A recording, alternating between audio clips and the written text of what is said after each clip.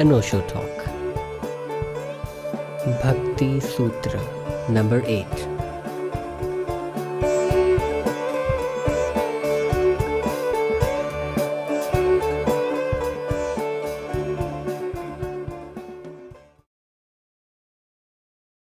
पहला प्रश्न,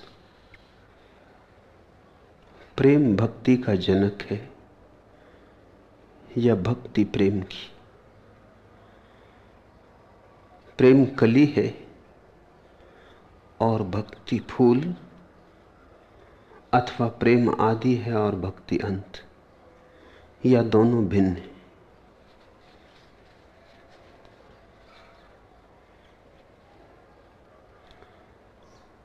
कली और फूल एक भी हैं और भिन्न भी, आदि और अंत जुड़े भी हैं और अलग भी। कली कली भी रह जा सकती है, फूल बनना संभव है, अनिवार्य नहीं। बीज बीज भी रह जा सकता है, वृक्ष हो सकता था, जरूरी नहीं है कि हो।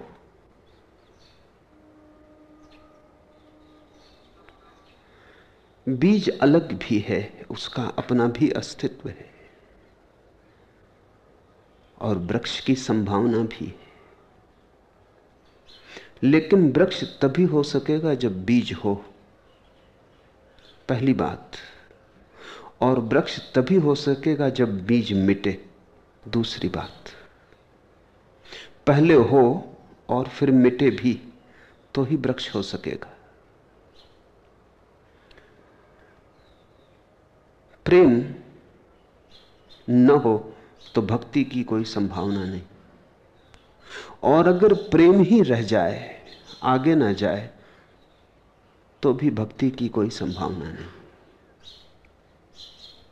प्रेम प्रेम पर ठहर जाए तो भक्ति कभी पैदा ना होगी, और अगर प्रेम हो ही ना तो भक्ति के पैदा होने का सवाल ही नहीं। इसलिए प्रश्न नाजुक है, और बड़ी भूलें मनुष्य की इतिहास में हुई हैं। किन्हीं ने सोचा कि प्रेम ही भक्ति है, तो भक्ति के नाम से प्रेम के ही गीत गाते रहे और चूक हो गई। और किन्हीं ने समझा कि प्रेम भक्ति नहीं है, प्रेम के पार जाना है, तो प्रेम के दुश्मन हो गए। प्रेम से पलायन किया, भागे, तो भी चूक गए। प्रेम से भागना नहीं है, प्रेम के पार जाना है। प्रेम को सीढ़ी बनाना है, प्रेम पर चढ़ना है, प्रेम का अतिक्रमण करना है, प्रेम का उपयोग करना है। प्रेम से दुश्मनी कर ली तब तो फिर भक्ति कभी पैदा ना होगी। ये तो बीज से दुश्मनी हो गई, और जो बीज से डर गया, बीज का शत्रु हो गया, वो आशा रखे वृक्ष की तो ना समझी। कल्पना कर सकता है वृक्ष की, सपने देख सकता है, लेकिन वृक्ष कभी वास्तविक ना हो पाएगा। प्रेम के बीज को संभालना है, मगर जरूरत से ज्यादा मत संभालना। ऐसा ना हो कि बीज में ही बंद रह जाओ, ऐसा ना हो कि बीज ही संपदा हो जाए। बीज तो केवल संभावना है, उपयोग करना, आगे जाना, सीढ़ी बनाना, तो बीज खिलेगा, कली खिलेगी, फूल बनेगा। काम वासना से जन्म होता है प्रेम का, लेकिन काम वासना पर ही कोई रुक जाए तो प्रेम का कभी जन्म ना होगा। कीचड़ से जन्म होता है कमल का, लेकिन कीचड़ कीचड़ भी रह सकती है, कोई मजबूरी नहीं है कि कमल हो। काम वासना से जन्म होता है प्रेम का, काम वासना है कीचड़, प्रेम का कमल खिलता है। जड़ें तो होती हैं कीचड़ में, लेकिन कीचड़ के पार उठ गया होता है। कीचड़ से निकलता है और कीचड़ से कितना भिन्न होता है। कीचड़ से आता है, लेकिन कीचड़ जैसा तो कमल में कुछ भी नहीं होता। अगर हमें पता ही ना हो कि कमल कीचड़ से आया है, तो हम कभी कमल का संबंध कीचड़ से जोड़ ही ना सकेंगे। कहां कीचड़, कहां कमल, दो अलग लोक, दो अलग संसार। कमल को देख के तुम्हें कीचड़ की याद भी आ सकती, कीचड़ को देख के कमल की याद आ सकती। कोई संबंध नहीं जुड़ता। लेकिन कीचड़ से ही कमल आता है, काम वासना से ही प्रेम का आविर्भाव होता है।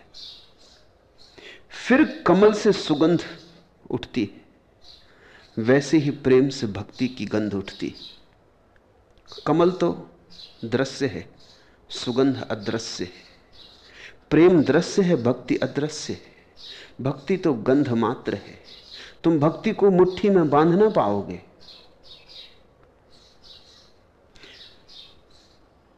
प्रेम को भी बांधोगे तो प्रेम ही मर जाएगा। तो भक्ति की तो बात ही छोड़ दो। कमल को भी मुट्ठी में बांधोगे तो कमल मुरझा जाएगा। कमल को भोगना, कमल से आनंदित होना, कमल का उत्सव मनाना, कमल के आसपास नाचना, कमल के मालिक मत बनना, मुट्ठी में मत बांधना, नहीं तो प्रेम भी कुम्हला जाएगा। अधिक लोगों के प्रेम मुट्ठी में बंध के ही तो कुम्हला जाते, मर जाते। जहां तुमने प्रेमी पर कब्जा किया, वहीं प्रेम की मृत्यु शुरू हो जाती। जहां मालकियत आई, वहां प्रेम नहीं ठहर पाता। प्रेम कोई वस्तु नहीं है कि तुम मालिक हो सको। ये कोई संपदा नहीं है जिसे तुम तिजोरी में रख सको। ये तो कमल का फूल है, इसे खुले आकाश में खिलने दो। डरो मत, ऐसा भय मत पालो कि कोई और इस फूल के आनंद को उपलब्ध ना हो जाए, कोई और इस फूल के सौंदर्य को ना देख ले, किसी और की आंखों में फूल का सौंदर्य ना भर जाए। ढांको मत इस फूल को, क्योंकि ढांक लोगे तुम, दूसरों की नजरों से तो बच जाएगा, लेकिन तुम भी वंचित हो जाओगे, क्योंकि ढका हुआ फूल मर जाता है। खुला आकाश चाहिए, सूरज की किरणें चाहिए, मुक्त हवाएं चाहिए, तो ही फूल जीवित रहेगा। प्रेम मर गया है। पृथ्वी पर प्रेम की लाशें, कुम्हलाए हुए फूल हैं, मरे हुए फूल हैं। प्रेम को ही मुट्ठी में बांधना असंभव है। जिन्होंने बांधा, उन्होंने ही प्रेम की हत्या कर दी। कभी भी प्रेम पर मालिकियत मत जताना। प्रेम को ही तुम्हारा मालिक होने दो, तुम प्रेम के मालिक मत बनना। प्रेम नाजुक है, मालिकियत को ना सह पाएगा। तो फिर भक्ति की तो बात बहुत दूर। भक्ति तो सुगंध है, अदृश्य है, उस पर कोई मुट्ठी बांधी नहीं जा सकती। मुक्त उसका स्वभाव है, दूर आकाशों को छुएगी, दूर हवाओं पर यात्रा करेगी। जब प्रेम को पंख लग जाते हैं तब भक्ति। जब प्रेम इतना सूक्ष्म हो जाता है कि दिखाई भी नहीं पड़ता, सिर्फ एहसास होता है, तब भक्ति। प्रेम का नशा थोड़ा स्थूल है, भक्ति का नशा बड़ा सूक्ष्म। प्रेम को तो तुम थोड़ा सुन पाओगे, उसकी पगध्वनि सुनाई पड़ती। भक्ति की पगध्वनि भी सुनाई नहीं पड़ती। उसे तो तुम पहचान तभी पाओगे जब तुमने भी उस अदृश्य का थोड़ा अनुभव किया हो। काम वासना से ऊपर उठो। ध्यान रखना, मैं कहता हूं ऊपर उठो, दूर जाने की नहीं कह रहा हूं, पार जाने की कह रहा हूं। ऊपर उठने का अर्थ है तुम्हारी बुनियाद में तो काम वासना बनी ही रहेगी। तुम ऊपर उठे, भवन उठा, बुनियाद से ऊपर चला, बुनियाद तो बनी ही रहेगी। काम वासना से ऊपर उठो तो प्रेम, प्रेम से भी ऊपर उठो तो भक्ति। काम वासना में क्षण भर को दो शरीर करीब आते, क्षण भर को ही आ सकते हैं, क्योंकि शरीर बड़े स्थूल हैं, उनकी सीमाएं बड़ी स्पष्ट हैं। करीब ही आ सकते हैं, एक तो नहीं हो सकते। प्रेम में दो मन करीब आते हैं, क्षण भर को एक भी हो जाते, क्योंकि मन की सीमाएं तरल, ठोस नहीं। जब दो मन मिलते हैं तो दो मन नहीं रह जाते, क्षण भर को एक ही मन रह जाता है। भक्ति में दो आत्माएं करीब आती, दो चैतन्य करीब आते, व्यक्ति का और समष्टि का, बूंद का और सागर का, कण का और विराट का, और सदा के लिए एक हो जाते। काम वासना में शरीर करीब आते हैं और दूर फेंक जाते हैं, इसलिए काम वासना में सदा ही विषाद है। मिलने का सुख तो बहुत थोड़ा है, दूर हट जाने की पीड़ा बहुत गहन है। इसलिए ऐसा व्यक्ति खोजना कठिन है जो काम वासना के बाद पछताया ना हो।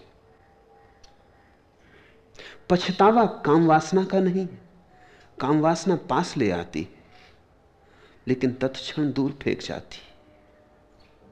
जितने हम दूर पहले थे उससे भी ज्यादा दूर हो जाते।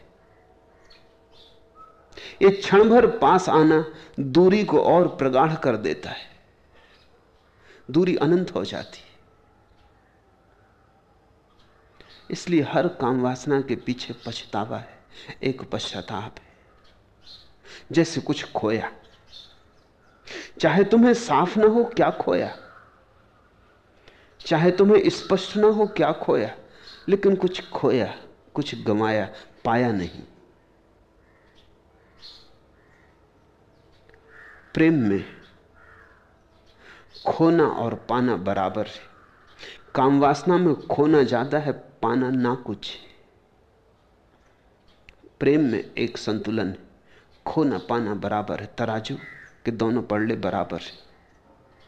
तो तुम प्रेमी में एक तरह की तृप्ति पाओगे जो कामी में ना मिलेगी। कामी हमेशा अतृप्त मिलेगा, विषाद से भरा मिलेगा, पश्चाताप से भरा मिलेगा। कुछ खो रहा है, कुछ खो रहा है, जीवन में कहीं कोई चूक हो रही, भूल हो रही। पश्चाताप कथा है काम वासना की। प्रेमी में तुम एक तृप्ति पाओगे, एक संतुलन पाओगे, एक शांति पाओगे। खोना पाना बराबर है, लेकिन इतना काफी नहीं। खोना पाना बराबर हो तो तृप्ति तो हो सकती है, महातृप्ति नहीं हो सकती। लगेगा सब ठीक है, लेकिन इससे कोई उत्सव का क्षण करीब नहीं आता। इससे तुम अनंत के आंगन में नाच ना सकोगे। इससे कुछ अहोभाव पैदा नहीं होता। जितना दिया उतना लिया, सब बराबर हुआ। हानि कुछ मालूम नहीं होती, लेकिन लाभ भी कुछ मालूम नहीं होता। तो प्रेमी को तुम उलझा हुआ पाओगे, कामी को पछताता हुआ पाओगे। प्रेमी को उलझा हुआ पाओगे कि ये क्या हुआ, पाया खोया सब बराबर हुआ, हाथ तो कुछ ना लगा।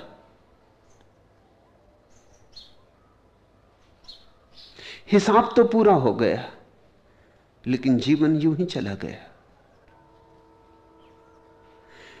प्रेमी को तुम उलझा हुआ पाओगे, एक प्रश्न चिन्ह पाओगे प्रेमी की अंतर्दशा में कि ये सब क्यों, प्रयोजन क्या। फिर भक्त की दुनिया है जहां पाना ही पाना है और खोना नहीं। कामी की दुनिया है जहां खोना ही खोना है, पाना नहीं है। और भक्ति की दुनिया है ठीक विपरीत, दूसरा छोर, जहां पाना ही पाना है, खोना नहीं। तब अहोभाव पैदा होता है, तब मीरा पद घुंघरू बांध नाचती,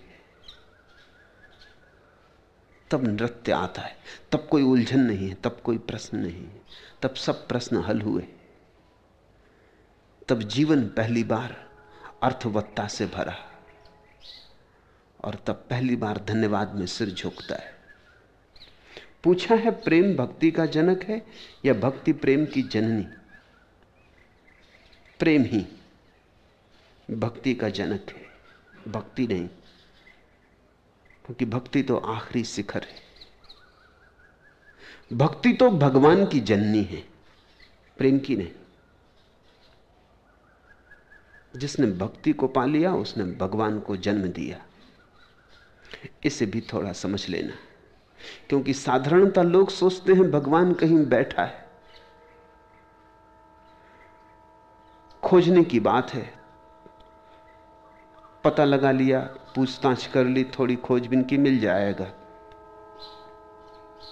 भगवान कहीं बैठा नहीं है, तुम्हें जन्म देना है। भगवान कोई वस्तु नहीं है, तुम्हारे ही भीतर का आविर्भाव है। और प्रत्येक व्यक्ति को अपने ही भगवान पर पहुंचना है। दूसरे का भगवान तुम्हारे काम ना आएगा। भगवान के जगत में गोद लेने से काम ना चलेगा। इस संसार में तुम धोखा दे लेते हो। किसी को बच्चे पैदा नहीं होते, गोद ले लेते।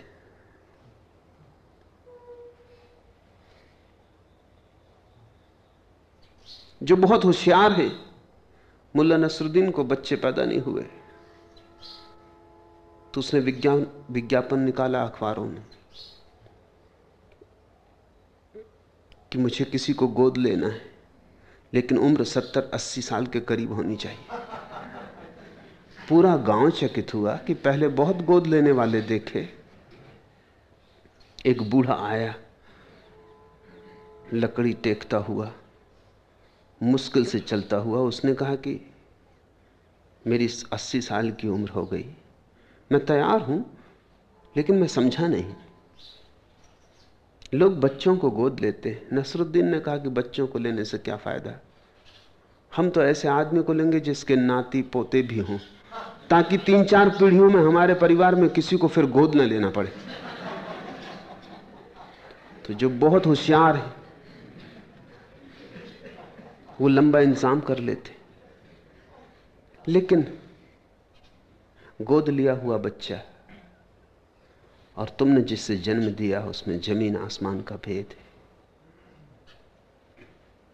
मां ने जिसे गर्भ में रखा, 9 महीने जिसका बोझ झेला, जिसकी प्रतीक्षा की, जिसके आसपास सपने संजोए, हजार हजार आशाएं बांधी, अपने खून से जिसे सींचा, अपने हृदय की धड़कन दी, अपने प्राणों को बांटा जिससे, उस बच्चे में और फिर तुमने किसी को गोद ले लिया, कानूनी बच्चे में बड़ा फर्क है। तो इस संसार में तो तुम उधार भी ले लेते हो तो भी चल जाता है। यहां तो तुम अपने को धोखा दे लेते हो। बांझ भी उधार लेके बच्चों को जन्मदाता बन जाते, लेकिन यह धोखा परमात्मा के जगत में ना चलेगा। वहां तो तुम्हें मां बनना पड़ेगा। भक्त यानी मां, भक्ति यानी तुम गर्भस्थ हुए। तुम्हारा ही चैतन्य, तुम्हारी ही सारी जीवन ऊर्जा को अपने में समाकर एक नई धुन और एक नए गीत के साथ पैदा होता है। तुम्हारा ही चैतन्य एक नए आयाम में प्रवेश करता है, मर्त्य से अमृत के आयाम में, सीमा से असीम में। बूंद वहां सागर होती है। तो भगवान कोई बैठा हुआ कहीं कोई व्यक्ति नहीं है जिसे तुम गए और पर्दा उठा लिया और खोज लिया। इन बचकानी बातों में मत पड़ना। न ही कोई भगवान वस्तु है कि कोई तुम्हें दे देगा। तुम्हें जन्म देना होगा, तुम्हें अहिर्निश साधना होगा, तुम्हें जन्मों जन्मों पुकारना होगा, तुम्हें उसके बोझ को ढोना होगा, प्रसव की पीड़ा झेलनी होगी। कभी तुम हंसोगे आनंद से, कभी रोओगे भी। आंसुओं में और मुस्कुराहटों में उसे सींचना होगा, संवारना होगा। और जब वो पैदा होगा तो तभी पैदा होगा, उसी क्षण पैदा होगा जहां तुम्हारी मौत घट जाएगी। बौद्धों में एक बड़ी अनूठी कथा है। कथा ही है लेकिन बड़ी प्रतीकात्मक है। बुद्ध शास्त्र कहते हैं कि जब किसी बुद्ध का जन्म होता है तो जन्म देने के साथ ही मां मर जाती। बुद्ध की मां भी मर गई जन्म देने के साथ ही। सदियों से लोग पूछते रहे ऐसा क्यों। कृष्ण की मां तो नहीं मरी, जीसस की मां नहीं मरी, महावीर की मां नहीं मरी। ये बौद्ध शास्त्रों में एक नई धारणा क्यों पाल रखी कि जब बुद्ध का जन्म होता है तो उनकी मां मर जाती है। ये धारणा बड़ी महत्वपूर्ण है। बुद्ध की मां मरी हो ना मरी हो, लेकिन जब भी तुम्हारे भीतर बुद्धत्व का जन्म होता है तुम मर जाते हो। इतना ही सार है उस कथा में। बीज तो मरेगा ही तभी वृक्ष हो पाएगा। साधारण जीवन में जब मां जन्म देती है तो मां मर नहीं जाती, पीड़ा झेलती, बच जाती। मरने की घड़ी आ जाती, चिल्लाती है, चीखती है बच्चे को जन्म देते वक्त। ऐसा लगता है मरी मरी, मरती नहीं, बच जाती। लेकिन बीज नहीं बचता, टूट जाता है, तभी तो वृक्ष होता है। जब तुम्हारे भीतर परमात्मा का जन्म होगा तो तुम ना बचोगे, तुम तो मिट जाओगे। तुम्हारी मृत्यु ही उसका जन्म है, तुम्हारा मिट जाना ही उसका होना है। इस मृत्यु से बचने के लिए लोगों ने परमात्मा की न मालूम कितनी धारणाएं कर ली। जैसे वो कहीं बैठा है और तुम्हें राह खोजनी। वो कहीं बैठा नहीं है, उसे जन्म देना है, तुम्हें गर्भ खोजना है, राह नहीं। काम से प्रेम पैदा होता है, प्रेम से भक्ति पैदा होती, भक्ति से भगवान पैदा होता है। भक्ति भगवान की जननी। तो जब तक तुम्हारे भीतर भक्ति का आविर्भाव नहीं हुआ है तुम भगवान को न देख पाओगे, न समझ पाओगे, न पहचान पाओगे। तुम्हारे पास आंख ही नहीं, तुम अंधे हो। और प्रकाश के संबंध में बातें सुन सुन के आंख न खुल जाएगी। आंख की चिकित्सा करनी होगी, अंधेपन को मिटा डालना होगा। आंख खुलेगी तो तुम प्रकाश देखोगे, भक्ति खुलेगी तो तुम भगवान देखोगे। जब भक्ति की आंख खुलती है तो सब तरफ परमात्मा के अतिरिक्त और कुछ भी शेष नहीं रह जाता।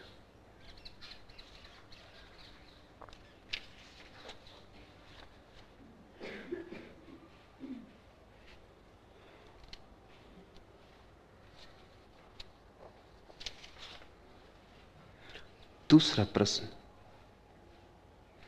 इस कथन में क्या सच्चाई है कि भक्ति है द्वैत और ज्ञान है अद्वैत? जरा भी सच्चाई नहीं।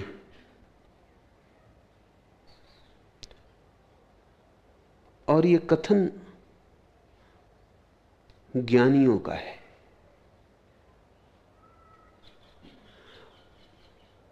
ज्ञानी ऐसा कहते रहे कि भक्ति द्वैत है और ज्ञान अद्वैत। भक्तों से पूछो भक्ति के संबंध में जानना हो तो ज्ञानियों से पूछना गलत जगह पूछना है। भक्त कहते हैं भक्ति भी अद्वैत है, ज्ञान भी अद्वैत है, लेकिन भक्ति रसपूर्ण अद्वैत है और ज्ञान सूखा अद्वैत है।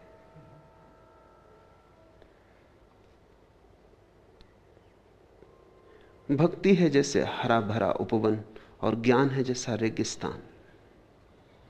रेगिस्तान में भी परमात्मा है, कोई इंकार नहीं करता। फिर कुछ हैं जिनको रेगिस्तान भी सुंदर लगता है, उनको भी कोई इंकार नहीं करता, अपनी अपनी मौज।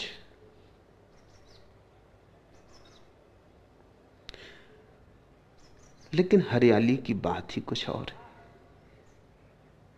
फूल खिलते हैं, वृक्षों की छाया है, झरनों का नाद है, पक्षियों के गीत हैं। हरियाली की कुछ बात ही और है। मरुस्थल भी उसी का है, कांटे भी उसी के हैं, फूल भी उसी के हैं। भक्ति रसपूर्ण अद्वैत है। दो तो मिट जाते, लेकिन जो एक बचता है वो रूखा सूखा नहीं है। जो एक बचता है वो प्रेम से भरपूर है, लबालब है। जो एक बचता है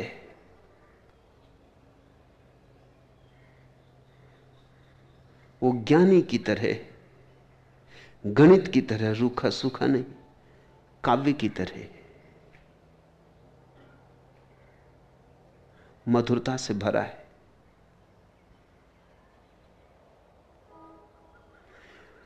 ज्ञानी का परमात्मा तर्क की निष्पत्ति है,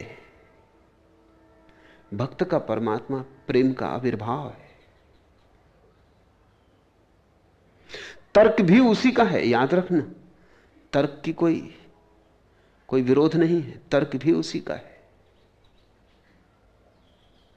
और किन्हीं को तर्क में ही स्वाद आता हो तो वो मार्ग भी पहुंचा देता है। लेकिन प्रेम की बात ही और है। भक्तों ने अक्सर इस संबंध में बहुत कुछ कहा नहीं, क्योंकि भक्त कहते कम, जीते ज्यादा हैं। ज्ञानियों ने वक्तव्य दिए हैं तो ज्ञानियों के वक्तव्य प्रचलित हो गए, और भक्त सुन लेते हैं और मुस्कुराते हैं। वो इतनी भी झंझट नहीं लेते कि इनका खंडन करें, क्योंकि खंडन भी ज्ञानियों का ही धंधा है। खंडन मंडन दोनों ही उन्हीं के हैं। भक्त उस उलझाव में पड़ता नहीं।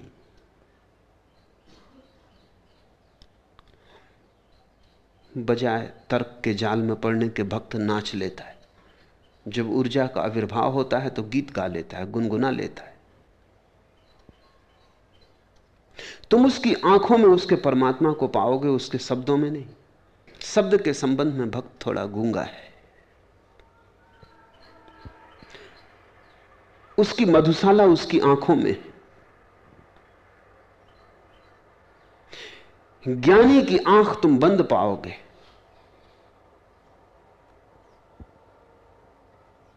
शंकराचार्य बैठे होंगे या बुद्ध बैठे होंगे तो आंख बंद होगी। भक्त की आंख तुम परमात्मा की शराब से भरी हुई पाओगे,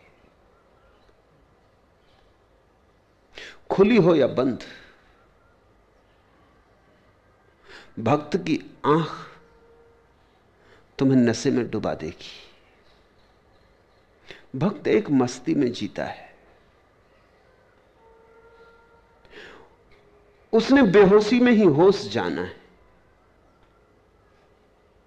उसने तल्लीनता में ही अपने होने को छुआ है। उसने मिटकर ही अपने अस्तित्व की पहचान की है। लेकिन फर्क तुम देख सकते हो। भक्त भी अद्वैत को ही उपलब्ध होता है, लेकिन उसका अद्वैत ज्ञानी के अद्वैत से बड़ा भिन्न।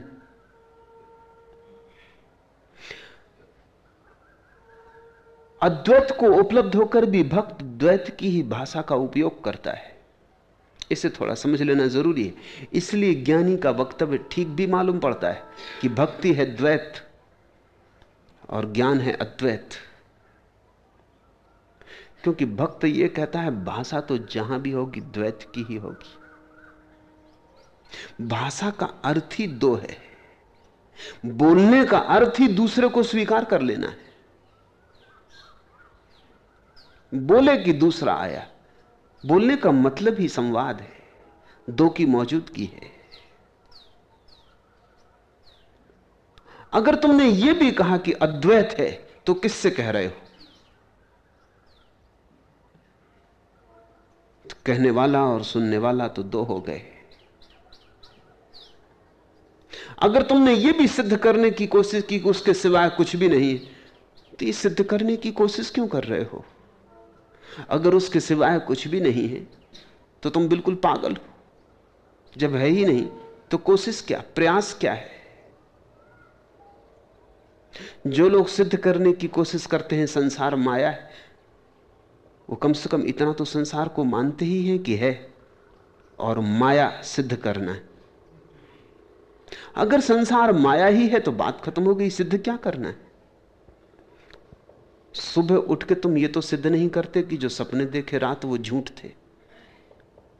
इतना जानते ही कि सपने थे, बात खत्म हो गई। कौन सिद्ध करता है?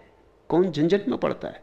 अगर सुबह उठ के कोई आदमी सिद्ध करने लगे कि रात मैंने जो सपना देखा वो झूठ था, तो एक बात पक्की है कि इस आदमी को अभी भी सपने पे थोड़ा भरोसा है।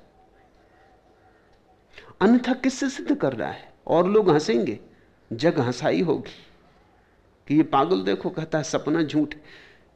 ये कहना भी व्यर्थ है।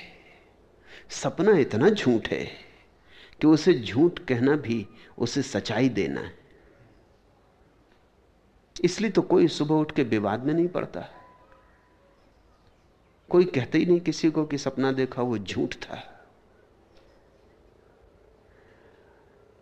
भक्त कहता नहीं कि संसार माया है, भक्त जानता है। ज्ञानी कहता है। भक्त कहता नहीं कि परमात्मा एक है। किससे कहना है? किसको सुनाना है? एक ही है, इसलिए कहने की बात, सुनाने की बात व्यर्थ है। भक्त जीता है उस एक को। लेकिन भक्त की भाषा द्वैत की है, क्योंकि वो कहता है सारी भाषा द्वैत की है। फिर प्रेम की भाषा तो द्वैत की होगी ही। तो भक्त भगवान से बोलता है, बातें करता है। ज्ञानी को यही अखरता है। मीरा खड़ी है कृष्ण के मंदिर में, बातें कर रही है, शिकायतें भी करती है, रूठ भी जाती है। ज्ञानी को ये बातें नहीं जचती। ज्ञानी को लगता है ये पागलपन हुआ। एक ही है, मीरा भी जानती है। लेकिन वो जो एक है वो कोई मुर्दा इकाई नहीं है। उस एक में बड़ा जीवंत विरोधाभास है। वो जो एक है वो ऐसा एक नहीं है कि जिसमें दो का उपाय ना हो। ये थोड़ा समझना पड़े। वो ऐसा एक है जिसमें दो एक हो गए। वो प्रेम की एकता है, गणित की एकता नहीं। अगर तुमने कभी किसी को प्रेम किया तो तुम एक अनूठे अनुभव में आते हो। वो अनूठा अनुभव है, तर्कातीत है। जब तुम किसी को प्रेम करते हो तो एक अनूठी प्रतीति होनी शुरू होती कि तुम दो भी हो और एक भी। स्वभावतः दो हो, नहीं तो कौन किसको प्रेम करेगा? कौन किसके लिए आंसू बहाएगा? कौन किसके लिए नाचेगा? निश्चित ही दो हो। लेकिन फिर भी दो नहीं हो। कहीं दोईपन खो गया है, कहीं किनारे टूट गए और धाराएं एक दूसरे में प्रवेश कर गई। कहीं किसी भीतर के जगत में एक भी हो। ऊपर ऊपर दो हो, भीतर भीतर एक हो। शायद हर घड़ी ऐसा ना भी हो पाता हो। कभी कभी ऐसी घड़ी आती हो जब एक हो जाते हो, बाकी घड़ी दो रहते हो। लेकिन आती है ऐसी घड़ी जब विरोधाभास घटता है, दो के बीच एकता सधती है। भक्त का अद्वैत जीवंत है। जीवंत का अर्थ है एक रस नहीं है, एक तो तुम वीणा बजाओ और एक ही स्वर को गुंजाते रहो, बेरस हो जाएगा। बहुत से स्वर उठाओ, लेकिन सारे स्वरों के बीच एक संवाद हो, एक संगीत हो। संगीत एक हो, स्वर बहुत हो, लयबद्धता एक हो, छंद एक हो, तब जीवंत, तब उबना आएगी।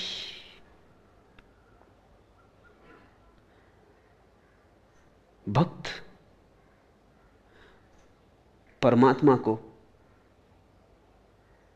जीवंत, गणित का नहीं, संगीत का एक लयबद्धता के रूप में देखता है। प्रेमी प्रेयसी या प्रेयसी और प्रेमी दो भी बने रहते हैं और कहीं एक भी हो गए होते। मीरा कृष्ण के सामने नाचती है, बोलती है, बात करती है, दो तो है और फिर भी एक है। बोलने के लिए दो होना जरूरी है, और ध्यान रखो अगर सच में ही बोलना हो तो एक होना भी जरूरी है। इसलिए भक्त की बात बिल्कुल तर्कातीत है, जो जिएगा वही जानेगा। अद्वैतवादी की बात तो तुम शास्त्र से भी समझ सकते हो, भक्ति की बात केवल शास्त्र से समझ में ना आएगी। अद्वैतवादी की बात तो तर्कनिष्ठ है, जिनके पास भी थोड़ी तर्क की क्षमता है वो समझ लेंगे। लेकिन भक्ति की बात अनुभव, अस्तित्वगत अनुभव से आती है। तो मैं तुमसे कहता हूं भक्त भी अद्वैत की ही बात कर रहा है, लेकिन उसकी अद्वैत के बात करने का ढंग प्रेम, उसका लहजा अलग है, उसकी शैली अलग है। और मैं तुमसे कहता हूं भक्त का अद्वैत ज्यादा बहुमूल्य है, उसमें प्राण धड़कते, श्वास चलती। ज्ञानी का अद्वैत बिल्कुल मुर्दा है, मरी लाश की तरह। ज्ञानी का अद्वैत ऐसा है जैसे कोई नदी एक ही किनारे के सहारे बहने की चेष्टा करे। भक्त का अद्वैत ऐसा है जैसा सभी नदियां दो किनारों के सहारे बहती। लेकिन तुमने कभी गौर किया, नदी को दो किनारों की सहारे की जरूरत है, लेकिन दोनों किनारे नीचे नदी की गहराई में तो एक हो जाते, ऊपर से दो दिखाई पड़ते, अलग अलग दिखाई पड़ते।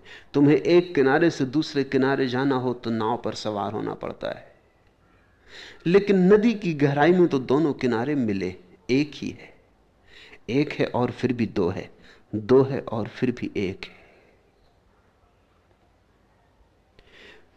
भक्ति के संबंध में कुछ जानना हो तो ज्ञानियों के द्वारा मत जानना, फिर भक्ति का ही स्वाद लेना पड़ेगा। यह बात उधार जानी जा सके ऐसी नहीं, और ज्ञानी से जानना तो बिल्कुल गलत जगह से जानना है। ज्ञानी को इसका कोई स्वाद ही नहीं, भक्त से ही पूछना। और भक्त से पूछने का ढंग भी अलग होगा। पूछने का एक ही ढंग हो सकता है कि तुम भी थोड़ा अपने को रंगना उसी रंग में। भक्त की बात को तुम दूर खड़े रह रहे के ना समझ पाओगे, उतरना, उसकी मस्ती में थोड़े डूबना। भक्त के साथ थोड़ा पागल होना पड़ेगा, भक्त के साथ थोड़ा भक्ति में डुबकी लगानी पड़ेगी। भक्ति को समझना महंगा सौदा है, ज्ञान को समझने में कोई अड़चन नहीं। शास्त्र से समझ सकते हो, किनारे खड़े रह के समझ सकते हो। भक्त की चुनौती गहरी है।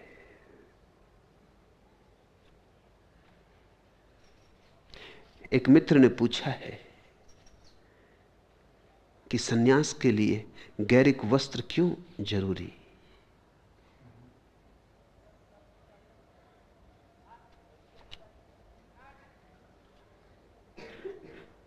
उतरना हो तो थोड़ा पागल होना जरूरी। ये पागल होने के रास्ते हैं और कुछ भी नहीं। ये तुम्हारी होशियारी को तोड़ने के रास्ते हैं और कुछ भी नहीं। ये तुम्हारी समझदारी को पहुंचने के रास्ते हैं और कुछ भी नहीं। गैरिक वस्त्र पहना दिए, बना दिया पागल। अब जहां जाओगे वहीं हंसाई होगी, जहां जाओगे लोग वहीं चैन से ना खड़ा रहने देंगे। सब आंखें तुम पे होंगी। हर कोई तुमसे पूछेगा क्या हो गया। हर आंख तुम्हें कहती मालूम पड़ेगी कुछ गड़बड़ हो गया। तो तुम भी इस उपद्रव में पड़ गए, सम्मोहित हो गए।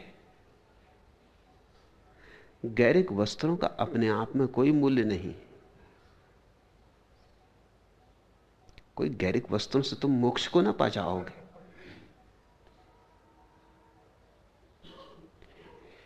गैरिक वस्त्रों का मूल्य इतना ही है कि तुमने एक घोषणा की कि तुम पागल होने को तैयार हो। तो फिर आगे और यात्रा हो सकती है। यहीं तुम डर गए तो आगे क्या यात्रा होगी। आज तुम्हें गैरिक वस्त्र पहना दिए, कल एक तारा भी पकड़ा देंगे।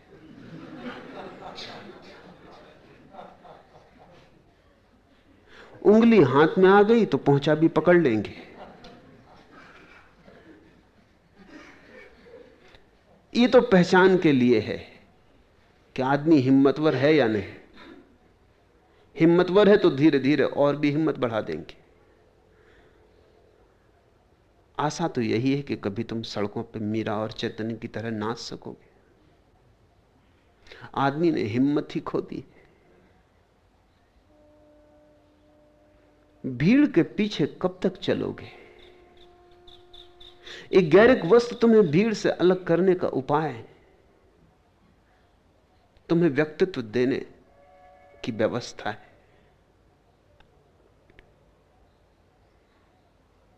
ताकि तुम भीड़ से भयभीत होना छोड़ दो, ताकि तुम अपना स्वर उठा सको, अपने पैर उठा सको, पगडंडी को चुन सको। राजमार्गों से कोई कभी परमात्मा तक न पहुंचा है, न पहुंचेगा। पगडंडियों से पहुंचता है।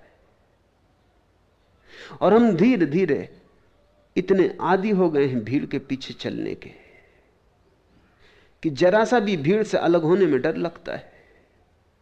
जिन मित्र ने पूछा है, किसी विश्वविद्यालय में प्रोफेसर है,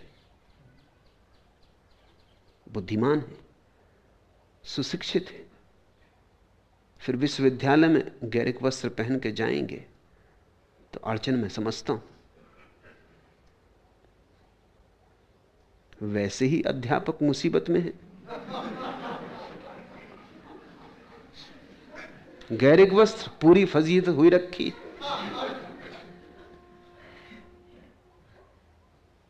प्रश्न पूछा है तो जानता हूं कि मन में आकांक्षा भी जगी है, नहीं तो पूछते क्यों। अब सवाल है, हिम्मत से चुनेंगे कि फिर हिम्मत छोड़ देंगे, साहस खो देंगे। कठिन तो होगा। कठिन हो, यही तो पूरी व्यवस्था है।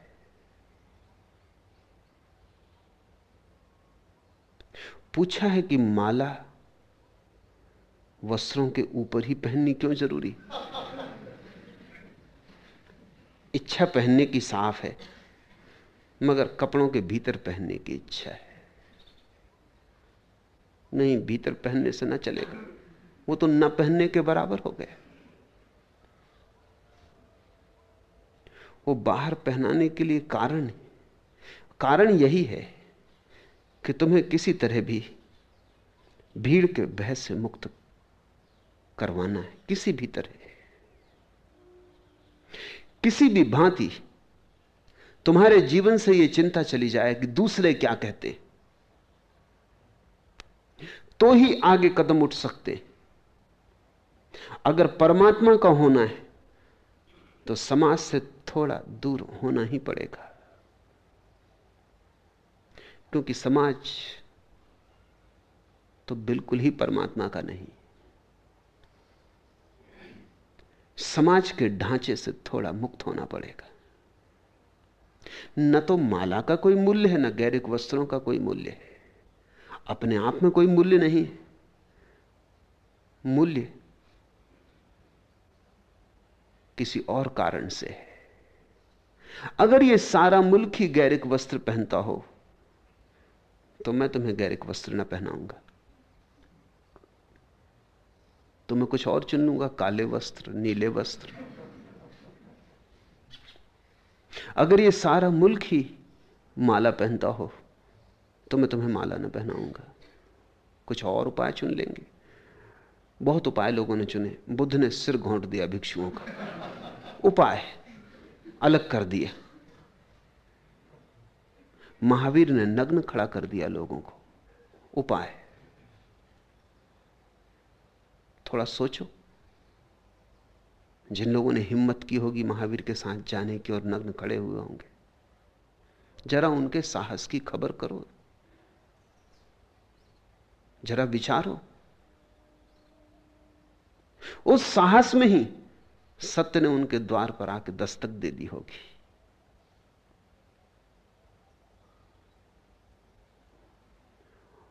बुद्ध ने राजपुत्रों को, संपत्तिशालियों को भिखारी बना दिया, द्वार द्वार का भिक्षा पात्र हाथ में दे दिए। जिनके पास कोई कमी न थी, उन्हें भिखारी बनाने का क्या प्रयोजन रहा होगा? अगर भिखारी होने से परमात्मा मिलता है तो भिखमंगों को कभी का मिल गया होता। नहीं, भिखारी होने का सवाल न था।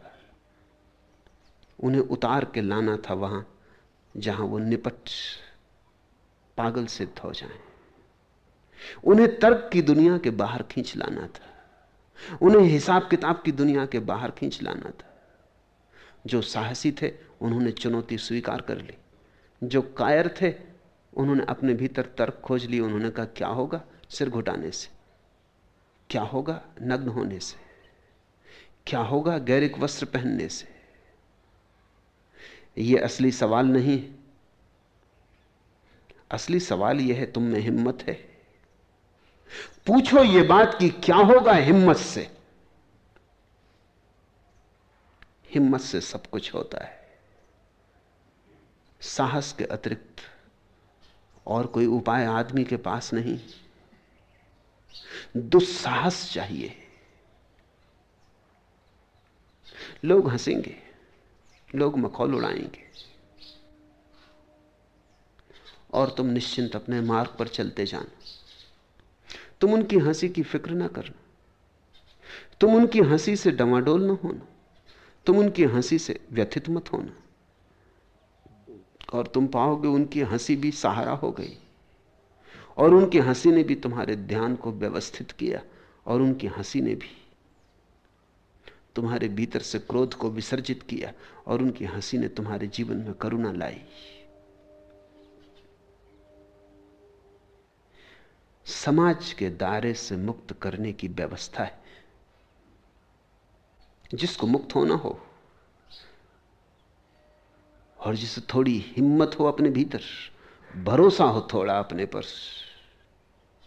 अगर तुम बिल्कुल ही बिक नहीं गए हो समाज के हाथों, और अगर तुमने अपनी सारी आत्मा गिरवी नहीं रख दी, तो चुनौती स्वीकार करने जैसी है। सत्य कमजोरों के लिए नहीं, साहसियों के लिए है।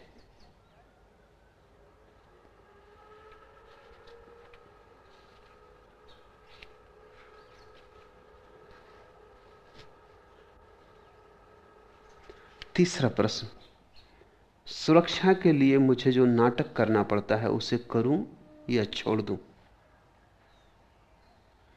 और अब तो नाटक भी साथ छोड़ रहा है। मुझे सही मार्ग बताने की कृपा करें।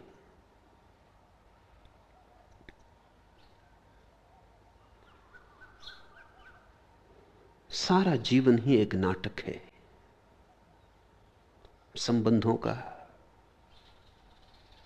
बाजार का, घर गृहस्थी का। सारा जीवन ही अभिनय है। छोड़कर कहां जाओगे? भागकर कहां जाओगे? जहां जाओगे वहीं फिर कोई नाटक करना पड़ेगा। इसलिए भगोड़ेपन के मैं पक्ष में नहीं हूं। कुशल अभिनेता बनो, भागो मत। जान के अभिनय करो, बेहोशी में मत करो, होश पूर्वक करो। होश सधना चाहिए।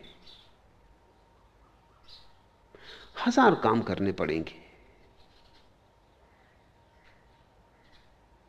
और शायद उनका करना जरूरी भी है, पर होश पूर्वक करना जरूरी है। धीरे धीरे तुम पाओगे कि तुम ये जीवन जीवन ना रहा, बिल्कुल नाटक हो गया। तुम अभिनेता हो गए। अभिनेता होने का अर्थ है कि तुम जो कर रहे हो उससे तुम्हारी एक बड़ी दूरी हो गई। जैसे कि कोई राम का अभिनय करता है रामलीला में, तो अभिनय तो पूरा करता है, राम से बेहतर करता है, क्योंकि राम को कोई रिहर्सल का मौका न मिला होगा। पहली दफा करना पड़ा था, उसके पहले कोई किया ना था कभी। तो जो कई दफा कर चुका है और बहुत बार तैयारी कर चुका है, वो राम से बेहतर करेगा। रोएगा जब सीता चोरी जाएगी, वृक्षों से पूछेगा मेरी सीता कहां है, आंख से आंसुओं की धारें बहेंगी, और फिर भी भीतर पार रहेगा। भीतर जानता है कि कुछ लेना देना नहीं। मंच के पीछे उतर गए, खत्म हो गई बात। मंच के पीछे राम और रावण साथ बैठ के चाय पीते, मंच के बाहर धनुष बाण लेके खड़े हो जाते।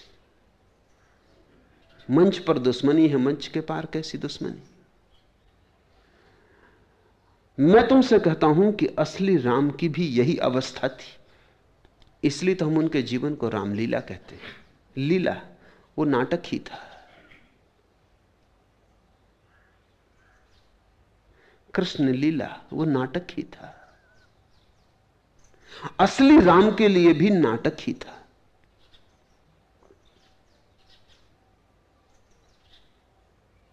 नाटक का अर्थ होता है जो तुम कर रहे हो उसके साथ तादाद में नहीं, उसके साथ एक नहीं हो गए हो, दूर खड़े हो। हजारों मील का फासला है तुम्हारे कृत्य में और तुम में। तुम करता नहीं हो, साक्षी हो। नाटक का इतना ही अर्थ है। तुम देखने वाले हो। वो जो मंच के सामने बैठे हुए दर्शक हैं, उनमें कहीं तुम भी छिपे बैठे हो। मंच पर काम भी कर रहे हो और दर्शकों में छिपे भी बैठे हो, वहां से देख भी रहे हो। भीतर बैठकर तुम देख रहे हो जो हो रहा है। खो नहीं गए हो, भूल नहीं गए हो।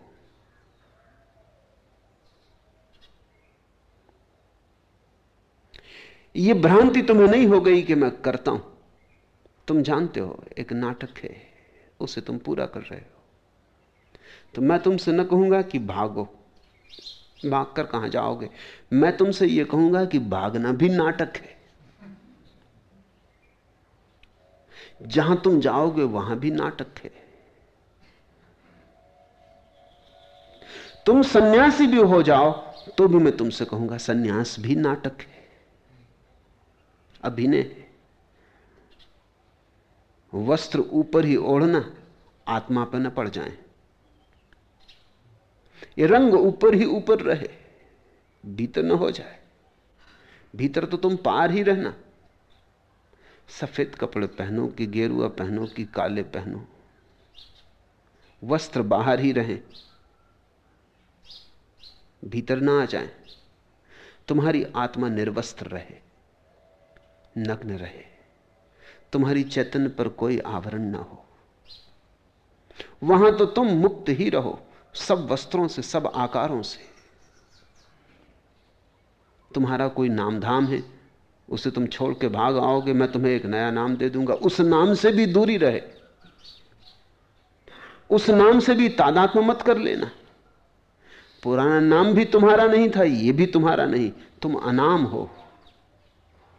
पुराने से छुड़ाया क्योंकि उससे तुम्हारे एक होने की आदत बन गई थी। नया दिया इसलिए नहीं कि अब इससे तुम आदत बना लो, अन्यथा यह भी व्यर्थ हो जाएगा। अपने को दूर रखने की कला संन्यास है, अभिनेता होने की कला संन्यास है। जहां तुम करता हुए वहीं ग्रस्त हो गए, जहां तुम दृष्टा रहे वहीं संन्यास्त हो गए।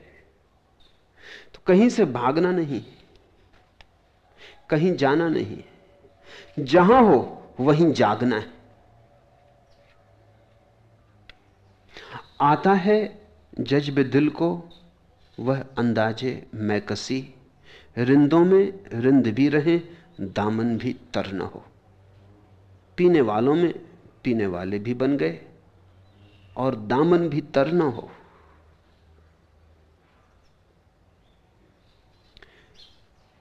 पियक्कड़ों में पियक्कड़ जैसे हो गए, लेकिन बेहोशी ना पकड़े, दाग ना लगे, जागरण बना रहे। तो संसार में जो चल रहा है, घर है, गृहस्थी है, बच्चे हैं, पत्नी है, पति है, ठीक है। भाग के भी क्या होगा, कहां जाओगे? जहां जाओगे वहीं संसार है। फिर तुम अगर बिना बदले वहां जाओगे तो तुम वहीं संसार खड़ा कर लोगे।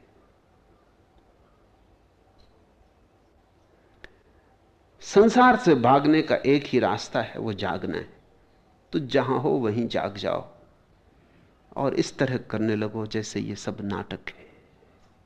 अगर कोई व्यक्ति इतनी ही याद रख सके कि सब नाटक है, तो और कुछ करने को नहीं बचता। इतना ही करने जैसा है। आसिया में न कोई जहमत, न कफस में तकलीफ, सब बराबर है तबीयत अगर आजाद रहे।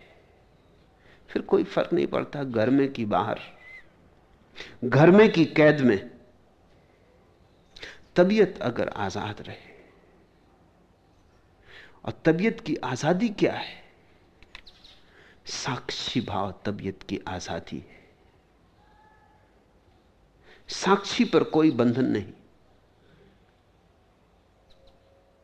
साक्षी ही एकमात्र मुक्ति है। जहां तुम कर्ता बने कि तुमने जंजीरें ढाली, जहां तुमने कहा मैं करता हूं, बस वहीं तुम कैद में पड़े। अगर तुम देखते ही रहे, अगर तुमने देखने का सातत्य रखा, अविच्छिन्न धारा रही दृष्टा की, फिर कोई तुम पर बंधन नहीं।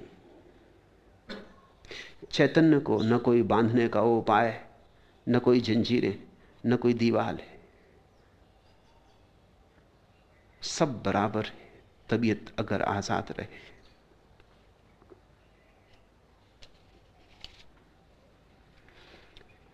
चौथा प्रश्न, आपने कहा कि ज्ञान भक्ति के लिए बाधा है। फिर महातार्किक और महापंडित चैतन्य एकदम से भक्त कैसे हो गए? क्योंकि वो महातार्किक थे और महापंडित थे।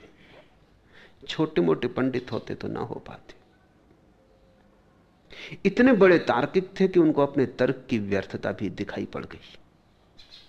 इतने बड़े पंडित थे कि अपना पांडित्य भी कचरा मालूम पड़ा। छोटे पंडित पांडित्य में अटके रह जाते, छोटे तार्किक तर्क से ऊपर नहीं उठ पाते।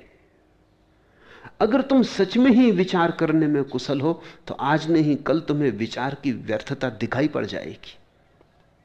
वो विचार की आखिरी निष्पत्ति है। विचार के प्रति जाग जाना कि विचार व्यर्थ है, विचार का आखिरी निष्कर्ष है।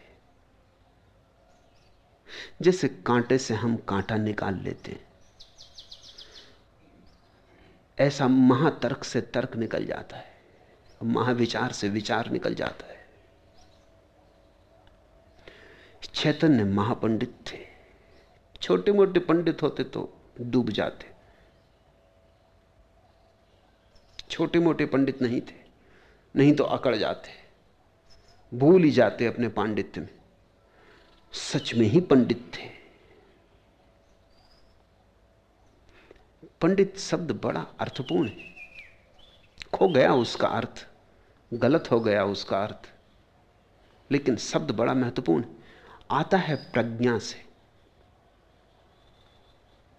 प्रज्ञावान, जागा हुआ। पांडित्य से पांडित्य का कोई संबंध नहीं है, प्रज्ञा से। कितना तुम जानते हो इससे संबंध नहीं है, कितने तुम जागे हुए हो। तो चैतन्य ने देखा, इतना जान लिया, कुछ भी तो हाथ ना आया, सब शास्त्र देख डाले, भिखारी के भिखारी रहे। तर्क बहुत कर लिया, बहुतों को तर्क में पराजित किया, लेकिन भीतर कोई संपत्ति तो हाथ ना लगी। भीतर का अंधेरा तो अब भी वैसा का वैसा है। तर्क जाल से ज्योति ना जली, भीतर का प्रकाश ना मिला। महापंडित थे, बात समझ में आ गई। फेंक दिए पोथी, फेंक दिए तर्क जाल, बात ही छोड़ दी विचार की। एक क्षण में यह क्रांति घटी। अगर तुम पंडित अभी भी उलझे हो पांडित्य में, अगर तुम अभी भी बुद्धिमानी में उलझे हो, तो समझना कि बुद्धिमानी तुम्हारी बहुत बड़ी नहीं, छोटी मोटी है। अधकचरे पंडित ही पंडित रह जाते, वास्तविक पंडित तो मुक्त हो जाते। तो मैं तुमसे कहता हूं, अगर तुम तर्क में अभी भी रस लेते हो, थोड़ा और रस लेना, जल्दी नहीं है कोई, अनंत काल शेष है, कोई घबराहट नहीं। और थोड़ा रस लेना, तर्क में और थोड़ी प्रगाढ़ता पाओ, और थोड़े प्रवीण हो जाओ, और थोड़े गहरे सूक्ष्मता में जाओ। एक दिन तुम अचानक पाओगे तुम्हारा तर्क ही तुम्हें उस जगह ले आया जहां दर्शन हो जाते हैं कि तर्क व्यर्थ है। शास्त्र ही वहां ले आते हैं जहां शास्त्र व्यर्थ हो जाते। और इसके पहले भागना मत, इसके पहले भागोगे तो तुम्हारा पांडित्य अटका ही रहेगा। तुम फिर चाहे गीत गाने लगो, भक्ति करने लगो, पूजा करने लगो, तब तुम पूजा के पंडित हो जाओगे, तब तुम भक्ति के पंडित हो जाओगे, लेकिन पंडित तुम रहोगे ही, तुम निर्विकार ना हो पाओगे। उस निर्विकार को पाना हो तो विचार को उसकी आखिरी घड़ी तक खींच के ले जाना। सब चीजें उम्र पाके मर जाती हैं। हर बच्चा अगर बीच में ही न मर जाए तो बूढ़ा होगा ही। हर जवानी बुढ़ापे पर पहुंच जाती है। जैसे चीजें बढ़ती हैं, ढलती, सुबह हुई सांझ होने लगी, सुबह हुई सांझ होने लगी, विचार किया, निर्विचार करीब आने लगा। घबराओ मत, थोड़े बढ़े चलो। मैं तुमसे जल्दी करने को नहीं कहता, ये मेरी सतत अभिलाषा है और सतत इस पे मेरा जोर है कि तुम जल्दी मत करना, पकना। परिपक्व हुए बिना कुछ भी नहीं होता, परिपक्वता सब कुछ है। तो मेरी बातें सुन के तुम तर्क मत छोड़ देना। मैंने भी उसे पूरा करके ही छोड़ा, और मैं जानता हूं जो जल्दी करके छोड़ देगा, अधूरे में छोड़ देगा, वो अधूरा रह जाएगा। चीजों को पहुंचने दो उनकी आखिरी ऊंचाई तक, वे अपने से ही ढल जाती। तुम इतना ही कर सकते हो कि सहारा दो, पहुंचने दो उन्हें उनकी आखिरी ऊंचाई तक। वो अपने से ही गिर जाती, सुबह अपने आप सांझ हो जाती। तुम्हें भर दोपहरी में आंख बंद करके सांझ बनाने की कोई जरूरत नहीं। भर दोपहरी में सांझ को विश्वास कर लेने की कोई जरूरत नहीं। और ऐसी सांझ झूठ होगी। झूठ से कहीं कोई परमात्मा तक पहुंचा है। अधिक लोगों की आस्तिकता झूठ है, उनके भजन कीर्तन झूठ है। अभी उन्होंने तर्क की कसौटी भी पूरी न की थी। अभी नास्तिक भी ना हुए थे और आस्तिक हो गए। अभी इंकार भी ना किया था और हां भर दी। अभी लड़े भी ना थे और समर्पण कर दिया। टक्कर देनी थी ठीक, लड़ना था ठीक, जूझना था। जल्दी क्या है समर्पण की? कच्चा समर्पण काम ना आएगा। तो मैं नास्तिकता सिखाता हूं ताकि तुम किसी दिन आस्तिक हो सको। और मैं तुमसे कहता हूं तर्क करना। मैं उन कमजोर लोगों में नहीं हूं जो तुमसे कहते हैं तर्क छोड़ो। मैं तुमसे कहता हूं तर्क छूट जाएगा, तुम कर तो लो।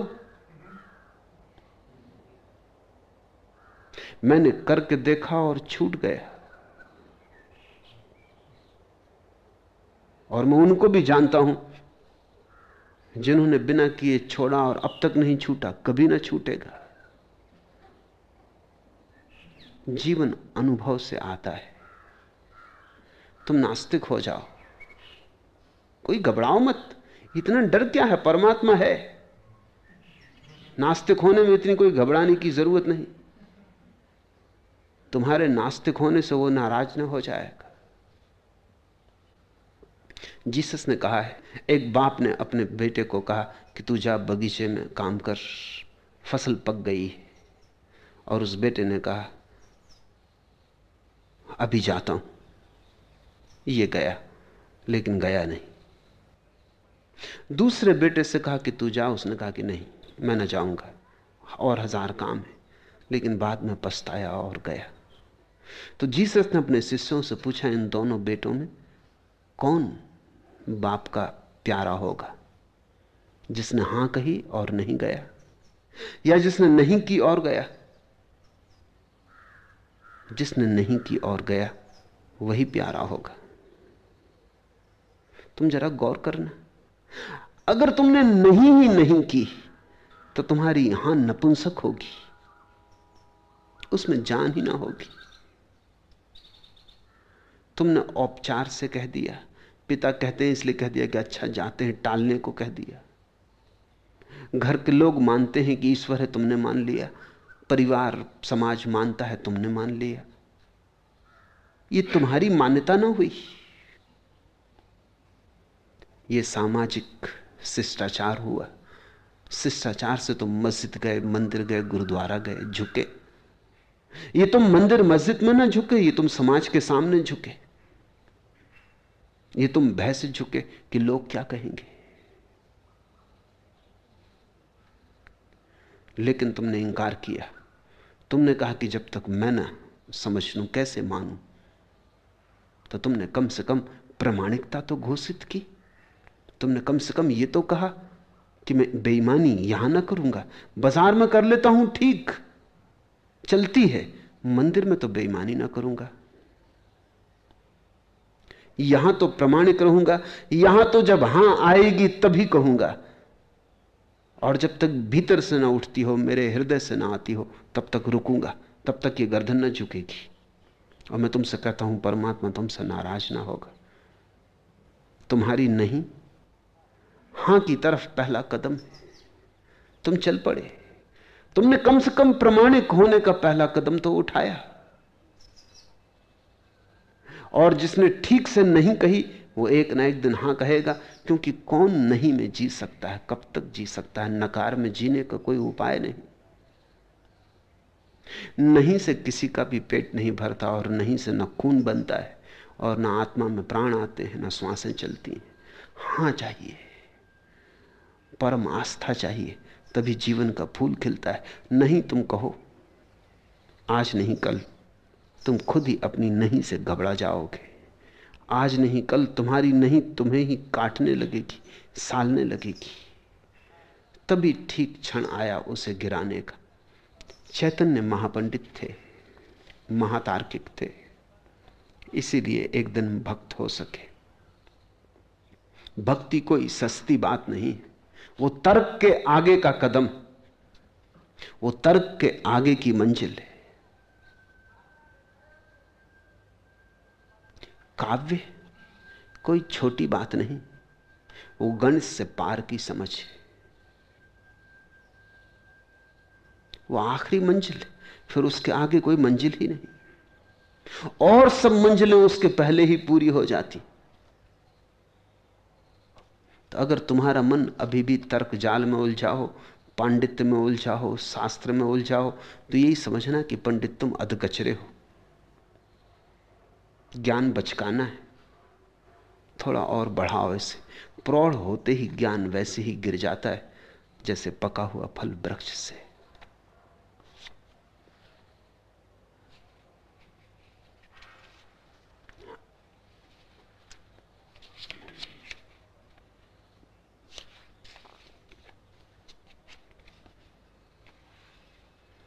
पांचवा प्रश्न, सैकड़ों बार भ्रम के टूटने पर भी भरोसा नहीं आता, क्या करूं? कैसे भरोसा वापस लौटे?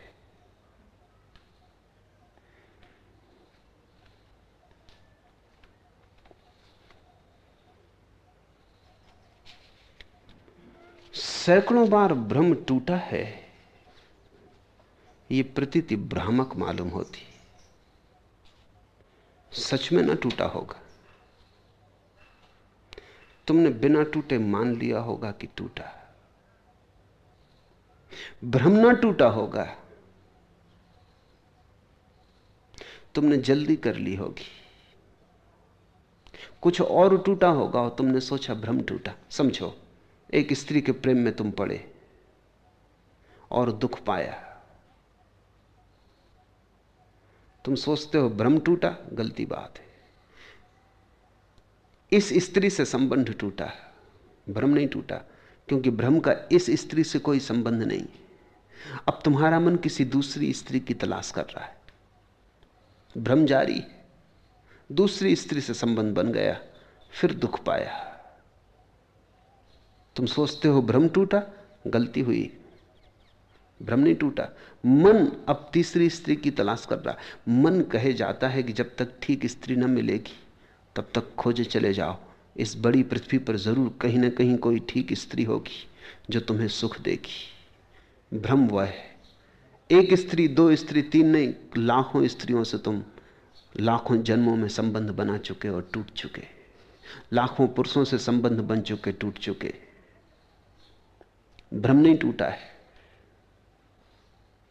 इस स्त्री से टूटा है, स्त्री से नहीं टूटा है। इस पुरुष से टूटा, पुरुष से नहीं टूटा है। और जब तक पुरुष से ना टूटे, स्त्री से ना टूटे, तब तक भ्रम कायम है, भ्रम जारी है। तुमने 10,000 रुपए कमाने की आशा बांधी थी, कमा लिए, सोचा था सब मिल जाएगा, कुछ भी ना मिला। अब तुम सोचते हो 20,000 होने चाहिए। तुम कहते हो भ्रम टूटा, भ्रम नहीं टूटा, भ्रम कायम, आगे सरक गया, 10 से 20 पे पहुंच गया, एक से दूसरे पे हट गया,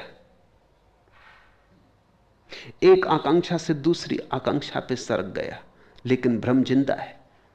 ऐसा भी हो जाता है कि तुम्हारा सारी संसार की इच्छाओं से मन ऊब गया, तब तुम स्वर्ग की इच्छा करने लगते हो, अब भी भ्रम नहीं टूटा। अब तुमने स्वर्ग में प्रक्षेपण किया सारी आकांक्षाओं का, जो तुम्हें यहां नहीं मिला अब तुम वहां मांगने लगे।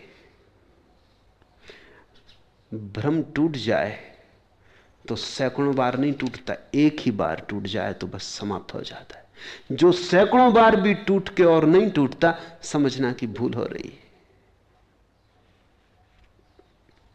है। रेग जारों में बगुलों के सिवा कुछ भी नहीं, रेगिस्तानों में आंधी और बगुलों के सिवा है कुछ भी नहीं। रेग जारों में बगुलों के सिवा कुछ भी नहीं। सायाए अब्र गुरेजा से मुझे क्या लेना।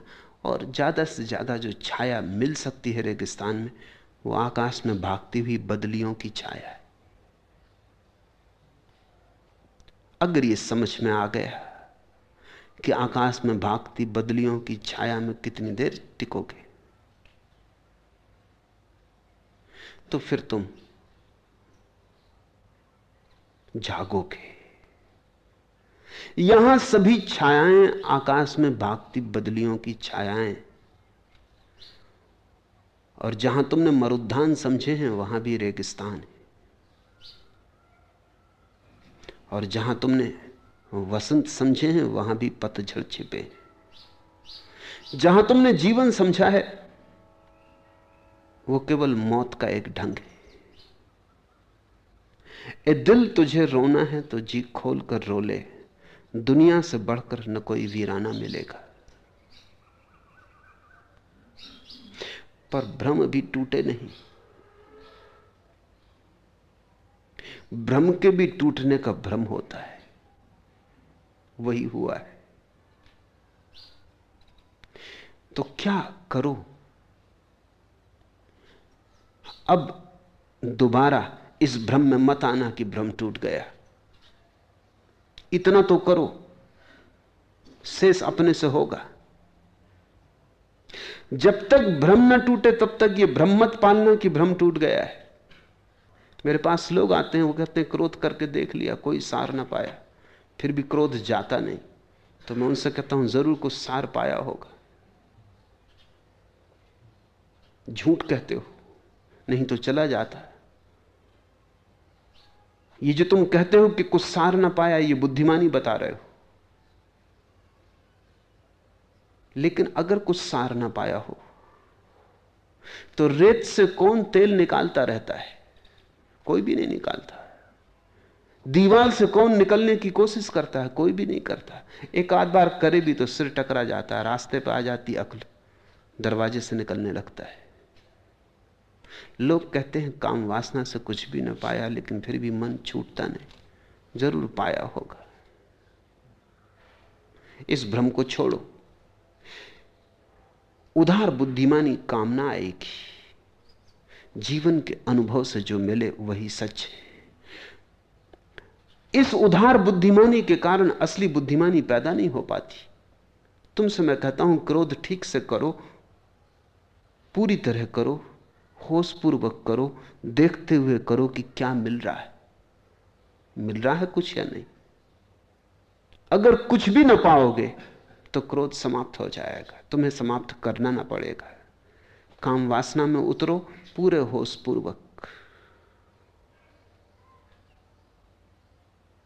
देखो कुछ मिल रहा है, जाग के स्मरण पूर्वक। शास्त्रों की मत सुनो, साधुओं की बकवास में मत पड़ो। तुम्हारा अनुभव ही तुम्हारे काम आएगा। उधार ज्ञान बाधा बन जाता है, उससे वास्तविक ज्ञान के जन्म में असुविधा होती है। उधार ज्ञान हटा दो। काम वासना बुरी है ऐसा भी मत सोचो। जब तक तुम्हारे लिए बुरी नहीं तब तक कैसे बुरी है? व्यर्थ है ऐसा भी मत सोचो। जब तक तुम्हारे अनुभव में व्यर्थ नहीं तब तक कैसे व्यर्थ है? कौन जाने ठीक ही हो। निष्पक्ष मन से, कोरे और खाली मन से जाओ, धारणाएं लेकर नहीं। और तब तुम अचानक हैरान होगे, जो शास्त्रों ने कहा है वो जीवन तुमसे कह देता है। और जब जीवन का शास्त्र तुमसे कहता है तभी क्रांति घटित होती है, उसके पहले नहीं। आखिरी प्रश्न। आपने कहा था कि भक्त कण कण में भगवान को देखता है, लेकिन जिसे सिर्फ आपका पता है, कण में बसने वाले भगवान का नहीं, उसके लिए क्या साधना होगी?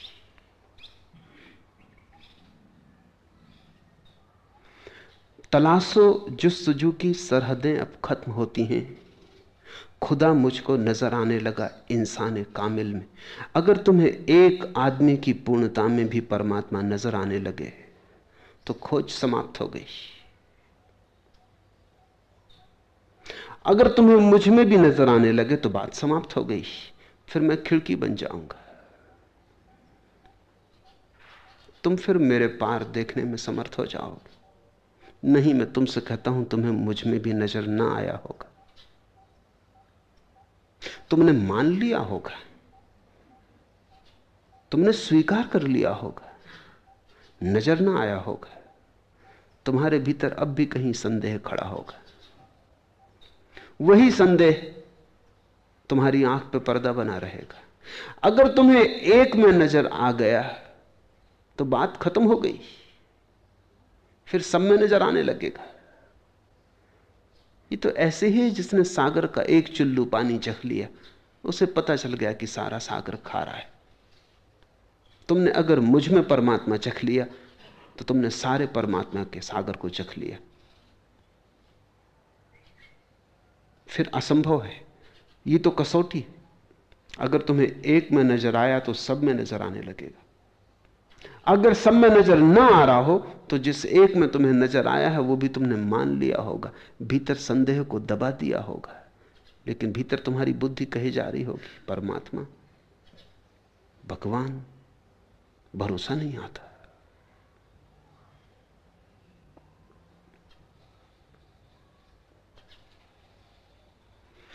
तो फिर से गौर से देखो, मुझ में उतना देखने का सवाल नहीं। असली पर्दा तुम्हारे भीतर है।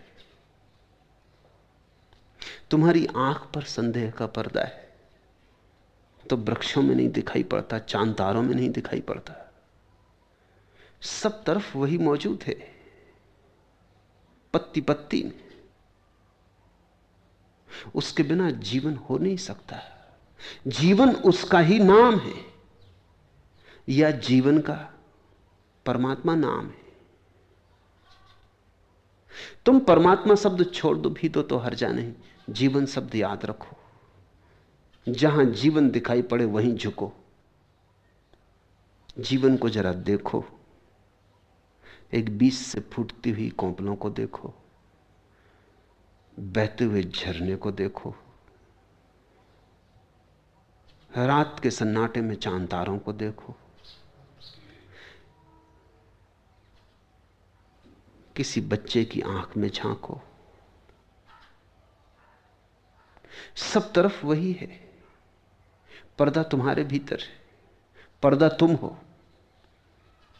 तू ही तू हो, जिस तरफ देखें उठाकर आंख हम, तेरे जलवे के सिवा पेश से नजर कुछ भी न हो। मगर ये परमात्मा के हाथ में नहीं। अगर ये उसके हाथ में होता तो पर्दा कभी का उठा दिया गया होता। ये तुम्हारे हाथ में। ये पर्दा तुम हो, और तुम जब तक ना उठाओ अपना पर्दा तब तक तुम्हें कहीं भी दिखाई ना पड़ेगा। और मैं तुमसे कहता हूं, एक जगह दिखाई पड़ जाए तो सब जगह दिखाई पड़ गया। जिसे मंदिर में दिखा उसको मस्जिद में भी दिख गया। देखने की आंख आ गई,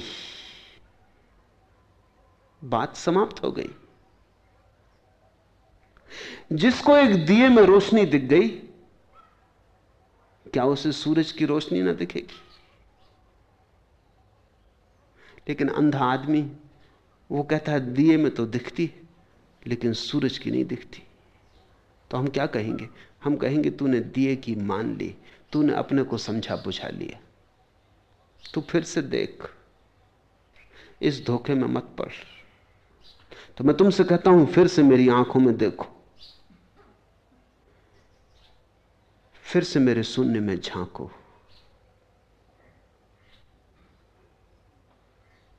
अगर संदेह के बिना देखा, अगर भरोसे से देखा तो एक झलक काफी है। फिर उस झलक के सहारे तुम सब जगह खोज लोगे। फिर तुम्हारे हाथ में कीमिया पड़ गई, तुम्हारे हाथ में कुंजी आ गई। इतना ही अर्थ है गुरु का कि उससे तुम्हें पहली झलक मिल जाए कि कुंजी हाथ आ जाए, फिर सब ताले उस कुंजी से खुल जाते। आज इतना ही।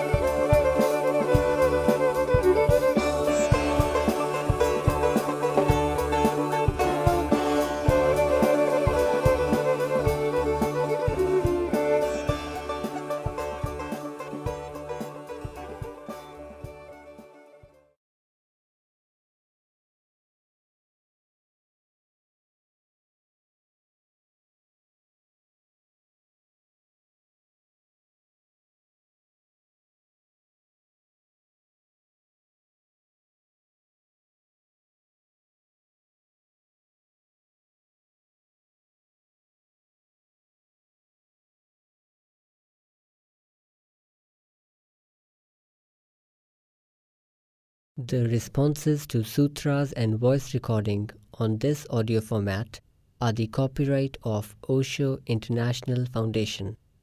Copyright dates 1953 through 2003. All rights reserved. Reproduction in any media is prohibited. सूत्रों पर दिए गए संबोधन और ऑडियो माध्यम में मुद्रित आवाज़ पर ओशो इंटरनेशनल फाउंडेशन के कॉपीराइट हैं। कॉपीराइट 1953 से 2003, सर्वाधिकार सुरक्षित। किसी भी माध्यम में रिप्रोडक्शन अर्थात पुनर्निर्माण निषिद्ध है।